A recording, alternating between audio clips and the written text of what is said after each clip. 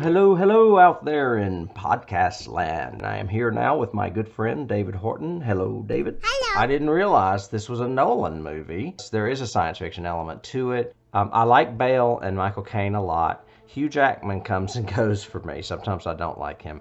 It was Bowie that made the movie for me. The whole question of what really is magic. Is it a trick? Is it supernatural? Is it science? Or is it a combination of the three? And in some cases in this movie it is. It's also a great way to start a movie. Somebody drowning and you seeing it from behind the glass. I mean, it's very startling. Elements of this movie remind me of Hitchcock because of the twists, and elements of it remind me of Shakespeare because of the tragedy.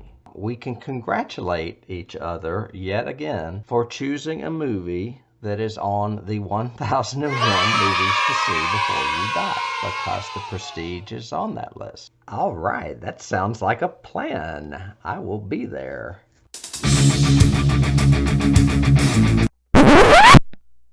This particular documentary was actually on Shudder, and it's called Smoke and Mirrors, and it's about Tom Savini and his life in movies and special effect and stunt man. I mean, he's done everything. He's directed, he's acted, he was a stunt man, and mostly he's known for makeup. But the thing, and this is going to be extremely appropriate considering our subject matter today, that he incorporated into his special effects was magic. He was always saying, instead of, what if we put this in and did it this way? He was like, but what if we took it out? How would it look that way and then film it backwards? And then all of a sudden, it looked like a machete just went into a guy's face. And it talks about his early life, how he, went to Vietnam. He was a photographer. He saw a lot of carnage, inspired him to turn it into an art form.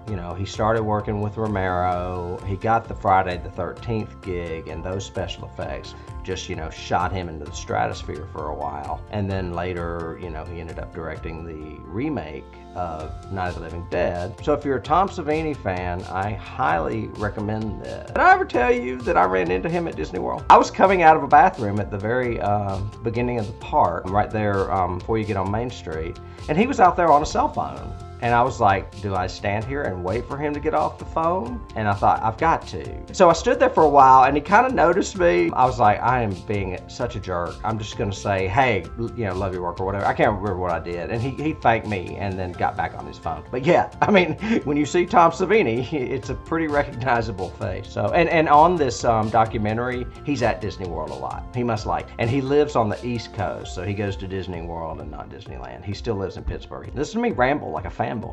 Imagine that. A fanboy with a podcast?